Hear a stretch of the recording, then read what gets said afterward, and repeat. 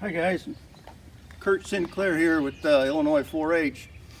The Everyday Sportsman's Challenge is some skills that we've been thinking about teaching people to do that want to be a sportsman, and if you're already interested in being a sportsman, you are one.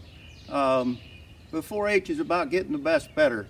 You start taking care of all the stuff you have to be a sportsman and you're going to be more satisfied and have more fun. Here's a boat trailer that I've had for years.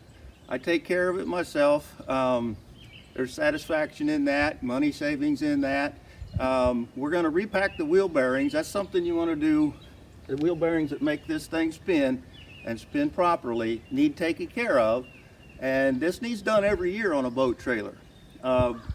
When a wheel spins, the bearings get hot, and then you get to the lake and you back it into the water.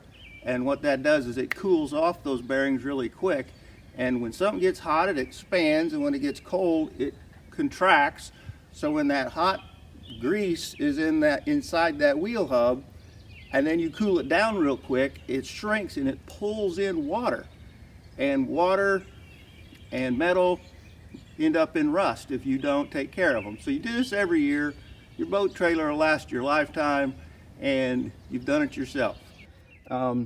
A boat trailer a lot of times has a setup like this that's got a grease zert where you can put a grease gun and pump grease into here. A lot of other trailers that are not boat trailers don't have that, because like I said, this expansion and contraction that's very radical inside of a boat that gets put in underwater makes these pretty handy. So these, I've already taken these lug nuts off the tire, I've jacked it up, take a little pressure off, so this just simply comes off.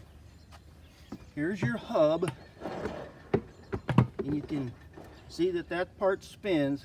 We're gonna, whether you just have a regular cap or one of these called bearing buddies, it's also a cap, but it's one you can put grease inside of. You'll just tap around and get it to come out.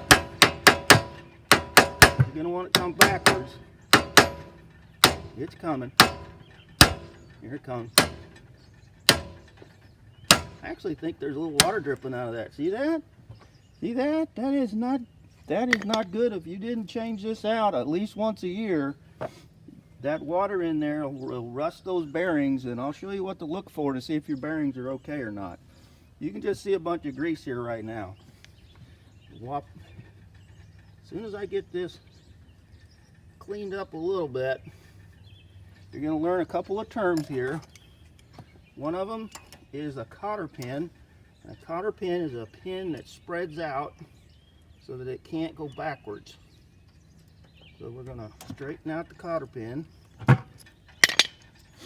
There's a cotter pin.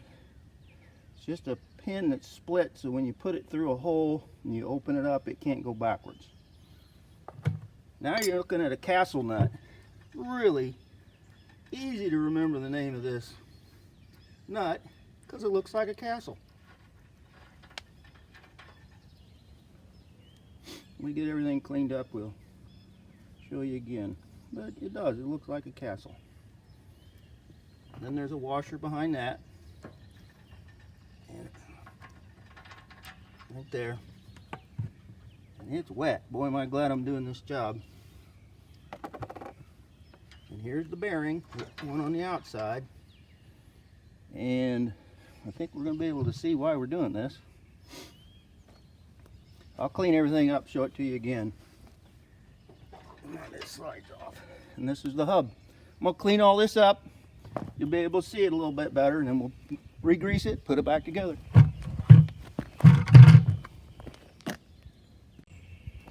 Okay, I've got everything cleaned up. A little grease on my iPad there. I don't think iPads take any grease. I haven't seen where to put it anyway. We go over the parts here for you again. Everything's clean. This is the hub. This is an inner bearing. We're not going to take it out and clean it and look at it, because if you take it out, you've ruined it. You got a new one. You have to have a new one to put back in. That will happen this year, because as I was doing this job, the bearing that sits on the outside is one we can easily get to. Okay, so this goes on here like this. and then that bearing goes in there, and that's what makes this thing go around. Now what you're looking for, this whole thing is packed solid with grease, and that's what we'll do in a little bit. Nice messy job. But when you take everything out and you clean it and get to make sure there's no water in there, which we had some water, even though I did this last year, what you're looking for is the integrity or the quality of this bearing. Everything's supposed to be super shiny and slick, and this one is beginning to get discolored, and I can just feel a little bit of rust on it. That's not good. These aren't super expensive. I get a new set of these and put in here.